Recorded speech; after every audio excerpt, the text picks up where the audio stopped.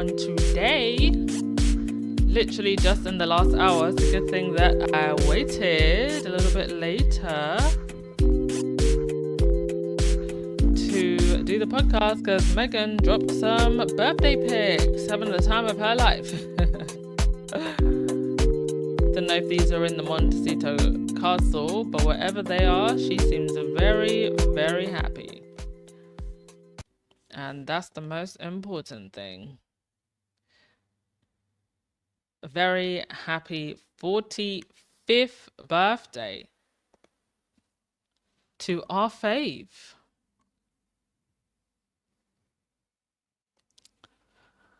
Oh.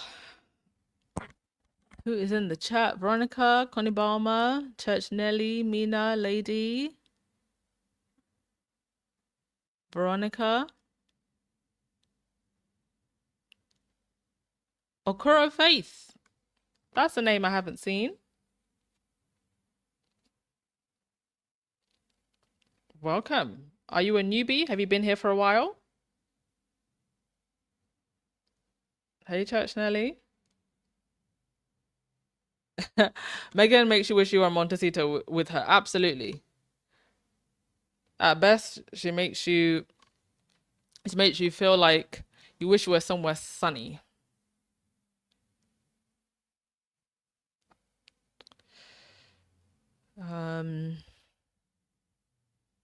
All right, let's get into it. Oh, hi, Anne Gromley. I feel like I haven't seen you in a while. Yeah, you caught alive. Caught alive. Hi, Marcia Smith. Karen Peters. Incandescent with rage is his apparent description daily. Yeah. He's going to be raging all the way up until he gets his kingship. And he'll still be raging even then. He'll be raging after. Get some therapy, William. Church Nelly, thank you so much for being a member for 45 months. You. Appreciate everyone who has donated while I'm dealing with this ridiculous issue with several of my videos being demonetized. The stupid people who are doing this actually put in, how many claims did they put in today? 1, 2, 3, 4, 5, 6. So I'm going through those claims one by one. It's fine. I'm dealing with it. It's just very, very annoying. I think they kind of pulled back because yesterday I challenged something like 25 of the claims. Absolute losers. Anyway, like I said, it's not a full demonetization of my channel. It's just like individual videos, but it's just very annoying. And I appreciate those of you that donated and continue to donate. Very, very useful. But appreciate you just being here, of course. That helps too. All right, let's get on with it. So yeah, we had these lovely pictures from Meghan of her jumping in the pool.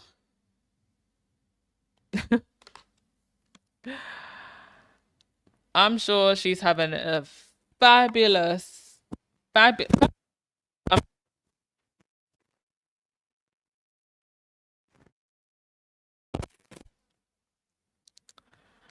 And then we also have these, which were posted in the As Ever stories. Meghan and her dog. I think she's got a little bit of a... Has she got a bit of a braid going on in her hair? Oh no, that's a headband. It was given Grecian braid for a second. Very cute. Enjoying the sunshine. What glasses are that? What brand is that? Is that Fendi? Or Guerlain? Bit difficult to tell from. Oh, actually, no. Now that I look at it again, it could be D&G. I'm sure the Star Squaddies will find it. Also, in the latest As Ever promo, who's got their As Ever raspberry? Oh, sorry, not raspberry. Blackberry. Blackberry, sorry. We got there finally. Blackberry is actually my favorite berry. It's rich. It's deep. It's dark. So whenever I do get round to getting back to the UK, and hopefully they will have international shipping by then, this will actually be the first one that I go for. This one and the apricot spread and the flower sprinkles. Meghan's also been sporting this ginormous ring. This is quite a recent piece to her collection, and we know that Meghan likes to rewear pieces. She saves pieces, and they become kind of part of her signature look. So this is actually quite a recent purchase. I'm not quite sure if it's a diamond or a moonstone because it is massive. That is a diamond. That is a very big, very expensive diamond. It's huge. But I noticed that in the As Ever promo. And let me have a look at, see what articles I have for us today.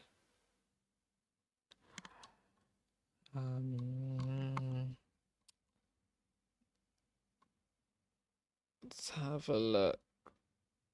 No, I don't think I had, the only ones about Meghan's birthday were just celebratory. Congratulations, Meghan.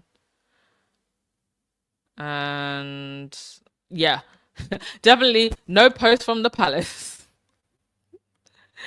Bitter, bitter, bitter.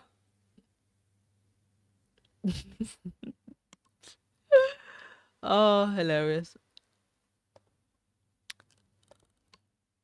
Okay, let's move on to, actually, let's go to your comments and then we'll move on to the stories of the day.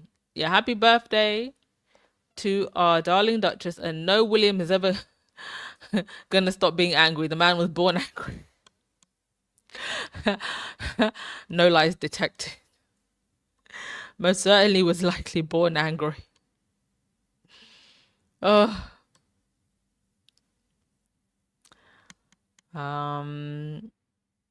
It's KP's bots. I don't know who it is that's attacking my channel, but it's hella annoying. And I need to stop. Okay.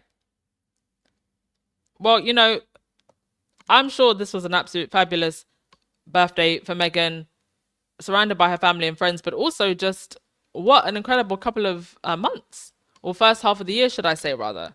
A trip to Australia, success. Trip to the UK, no matter how much they tried to make it an absolute flop and play all kinds of games, it was still a success. In fact, we're hearing that Harry, and actually Meghan and the kids, possibly also had some time in Scotland. That's the tight ship that Meghan, Harry and their people run. And now you've got the Daily Fail somehow. So the Daily Fail are mad because they still don't know how they didn't manage to get a photo of Meghan and the kids. The Daily Mail is, their gaspers are flabbergasted. They are flabbergasted. And they're writing whole articles about it as well. There's a whole newsroom cognitive dissonance, and it's hilarious to watch. Because they literally don't know how the Sussexes were moving from Portugal to the UK, around the UK. No matter how hard they tried. I mean, Harry and Meghan really pulled off a ninja operation. Even though we were, I mean, mind you, a lot of people guessed correctly that the sudden closure of the Spencer estate was very unusual for that time. So I guess to some degree or another, we knew that they were going to be there. But they still managed to, so they still, and the pictures came out and they're wondering, wait, how did they manage to get in and get out? How did they manage to get in and get out to see Charles and Camilla? No pictures. And apparently now they're in Scotland, no pictures. And the Daily Mail is throwing a tantrum that apparently Harry and Meghan and the kids took a boat trip around the Scottish coast. Apparently Tanera Moor, coastal area of Scotland, an 800-acre island owned by a hedge fund tycoon, who has managed to stay friends with both William and Harry even after the brothers' relationship soured. So the island, he spent over 100 million creating an idyllic retreat for up to 60 guests, as well as planting 100,000 trees. Woo! Restoring a dozen properties and reviving skills such as beekeeping. And he also laid 3 miles of roads. Imagine just randomly being able to renovate an island. Anyway, the Daily Mail spends an entire article speculating about when Harry and Meghan arrived, when they left. Apparently, they even tried to interview people on the island. And so I don't think it was the owner of the island that actually let the cat out of the bag. It was because Meghan posted those 12 photos on her personal Instagram, right? And one of the pictures was a moody shot of hills and water. And it appeared very different from the other images. So let's go back. I didn't even notice that. You know why? Because I really didn't care and I wasn't looking that closely. It's giving the same stalker vibes when they somehow found out that the background where Archie was standing in one of the pictures from there, I think it was a holiday, they went to Mexico or something. And they've somehow managed to Google search and find the image. There's all sorts of weird things that you can do now with these stalker apps. So the image that we're talking about it's at the collage, right? It's at the very bottom of the collage. But that could easily be the Peak District. I mean, that could be anywhere. But the private investigators at the Daily Mail somehow managed to identify that exact spot in the Scottish Highlands, taken next to Loch Dromer, just 25 miles of Tenera Moor.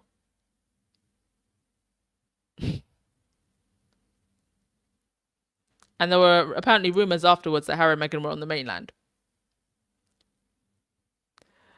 I think it's hilarious that the Daily Mail went through all that trouble. So Harry didn't have any public events on July the 8th. He was in Birmingham on July the 9th. He visited the Birmingham Children's Hospital as part of his Well Child patronage. He was not in Scotland on a 2-day family holiday. No, try again. As long as they're throwing out theories.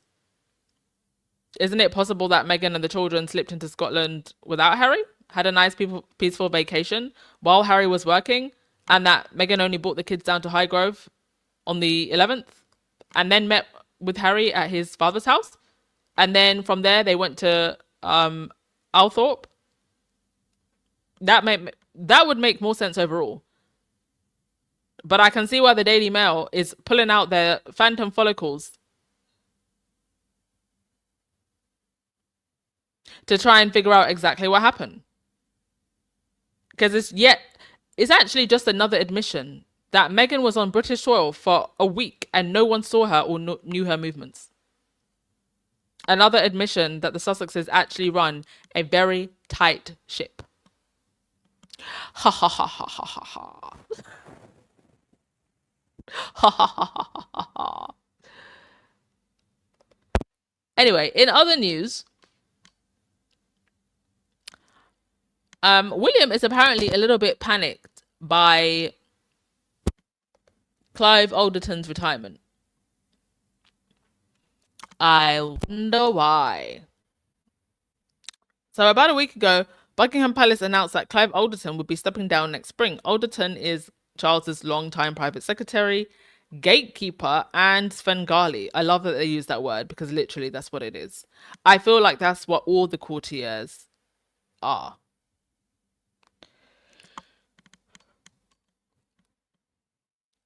Imagine being Svengali down in hell, and now everybody refers.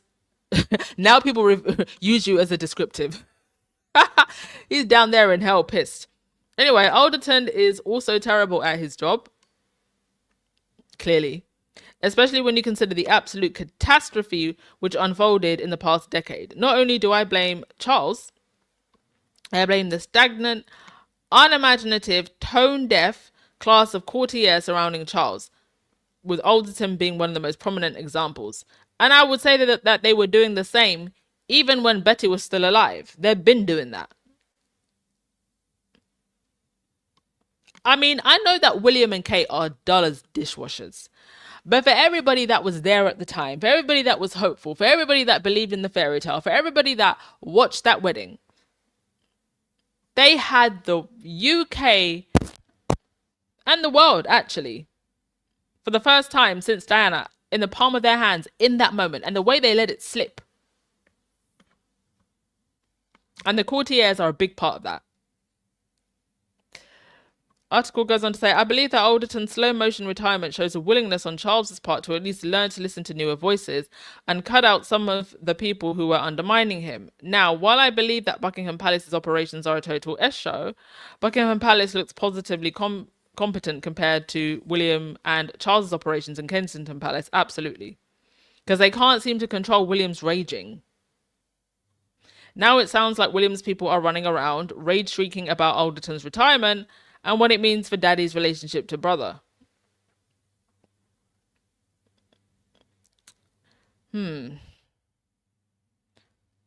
This coming so soon after the Duke of Sussex's meeting with the king, he will undoubtedly feel it's another step towards reconciling with his father. I mean, listen, they keep on talking about this reconciliation nonsense.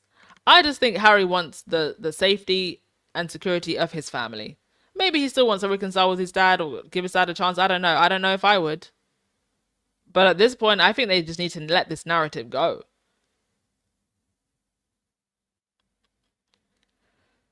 A royal expert said the most disastrous thing that could happen to the monarchy would be a falling out between Charles and William. I mean, isn't it obvious that happened a while ago? And is that really the most disastrous thing that could happen? Is Andrew not disastrous enough? I actually think the most disastrous thing that could happen is William and Kate divorcing. That's what I think the biggest disaster would be.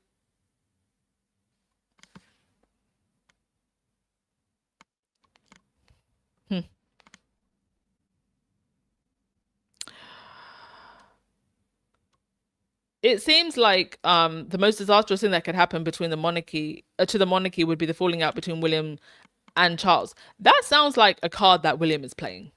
And I feel like it's a card that he's been playing for some time.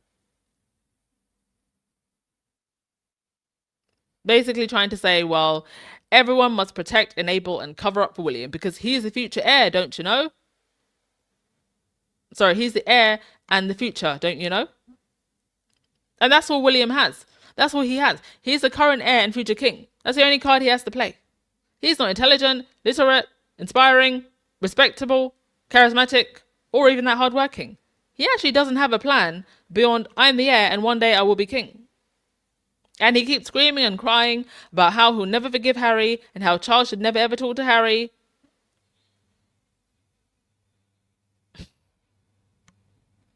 Okay, William. Okay.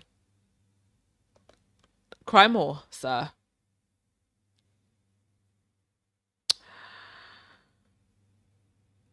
And apparently in the middle of all of this, Kate and William were holding crisis talks. What do such crisis talks even look like? I can imagine that they were.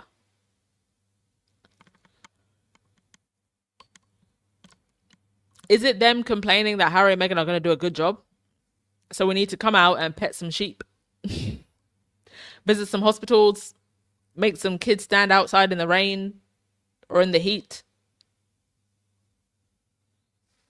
What do crisis talks look like? Mind you, where's the crisis? Is the crisis that Harry and Meghan are better? That's the crisis? Harry and Meghan have more of a work ethic? Is that the crisis?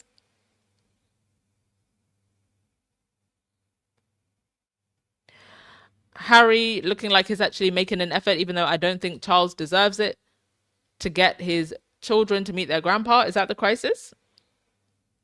A picture of those kids with Charles. Is that the crisis?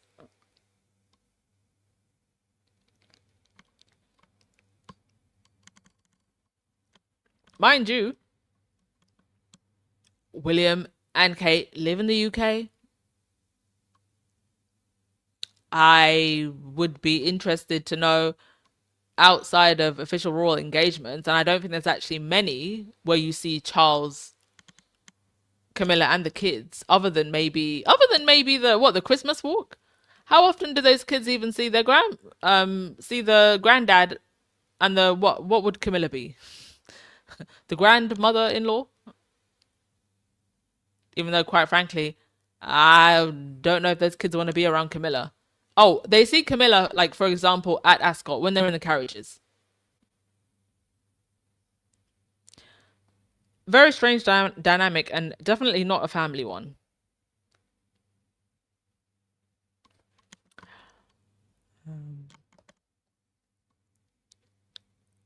Now, one last thing. Kate's Uncle Gary, he's been quiet for some time, and rightly so, because nothing useful ever comes out that man's mouth. Made degrading comments about Meghan, horrible comments about Harry.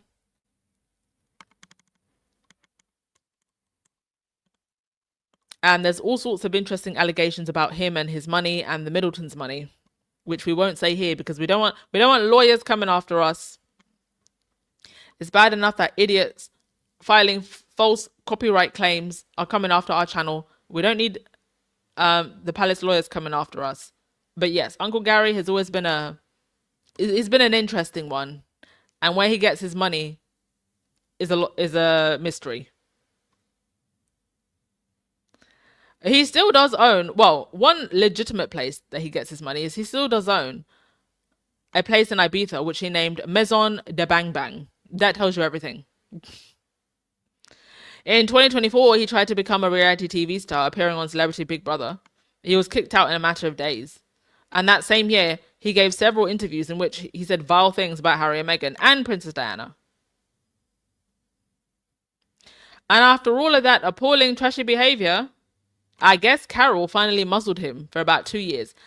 And now he's back, talking to the Daily Fail with an "oh, woe is me" sob story.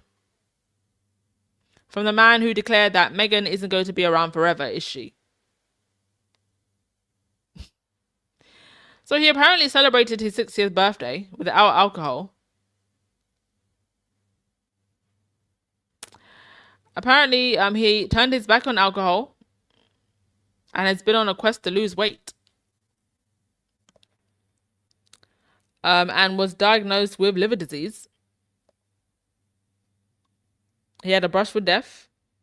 He had fallen asleep on the sofa watching rubbish box sets, and he woke up around 7 a.m. still on the sofa and started to feel terribly sick and managed to stagger to the loo, where he was projectile vomiting blood. And it seemed to go on for hours. He called Julianne, his wife, who was at home in London looking after the dogs, to inquire if she thought he really needed to go to the hospital. I mean, if you're vomiting up projectile blood, I think you need to go to the hospital. This is apparently in Ibiza when this happened. He had to have life-saving surgery. Bands were tied around the veins in his esophagus, which had become enlarged as a consequence of liver disease and were threatening to burst.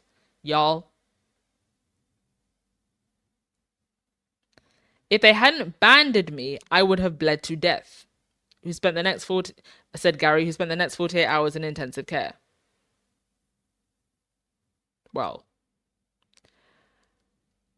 I hope this situation is a moment in his life where he realizes that life is precious and he stops crap talking about other people for no reason.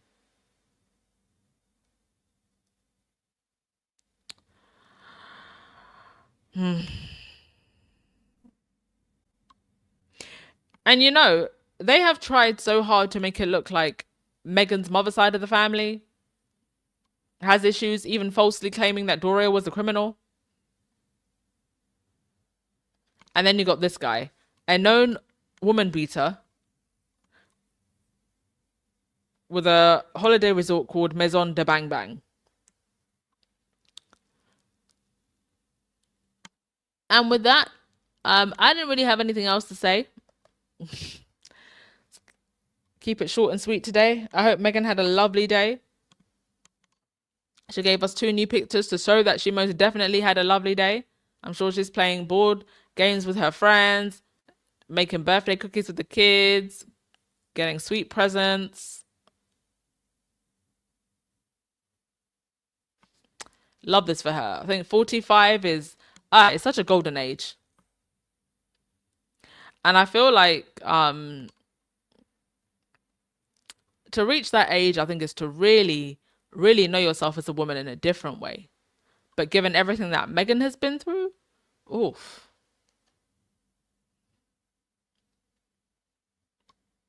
It's not a pair of shoes that you could put yourself in. Because it's been a hell of a ride, but here she is. And looking amazing at 45. All right, let's just end with your comments and then we'll wrap things up.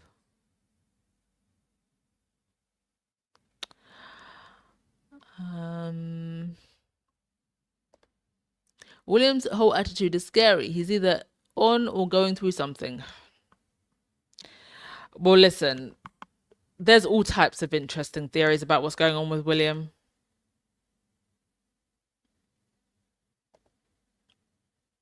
And I said this many, many years ago on this podcast. The truth will set you free.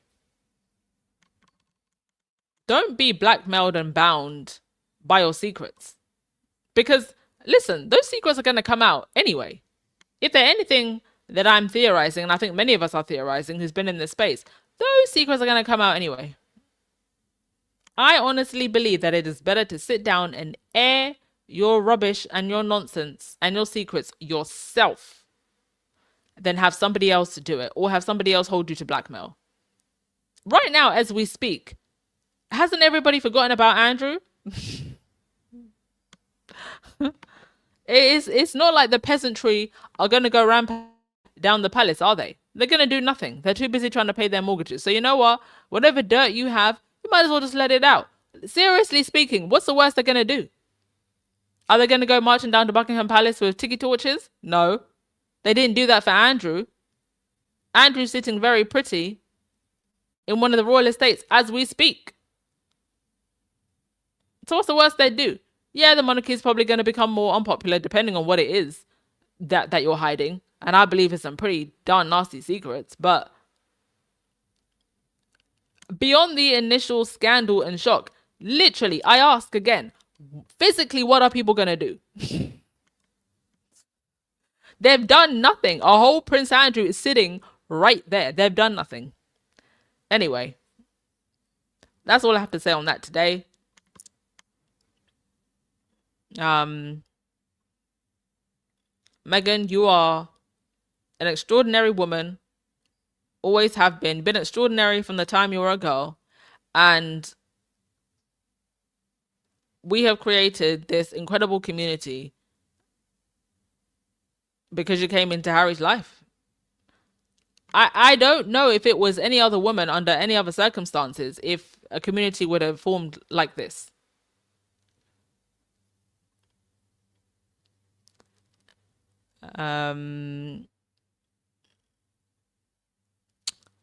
All right, we'll end with your comments and then we'll wrap things up. Thank you so much, everyone. Resistors. You said, this is why married men live longer than single men. He really had to ask his wife if throwing up blood was hospital worthy when he has access to universal health. Exactly. I mean, he was in Ibiza and she was in the UK. Probably overseeing his business. But you're right. That is actually true. That is one of the reasons why married men live longer. Because they outsource their thinking to their partners. Some of them, anyway. We know there are more progressive men who just take care of things, of course. Okay. Yes, long live our princess indeed.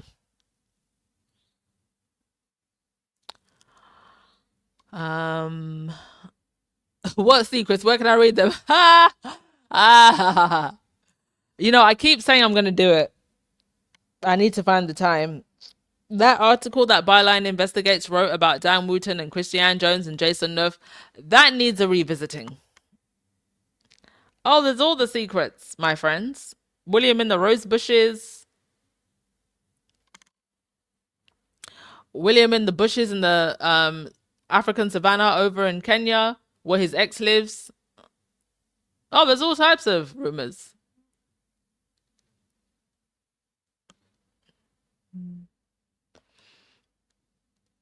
Thus, you said he didn't marry his person, doing a job he absolutely loathes, and had more children than he wanted. In his eyes, being a king is the only thing.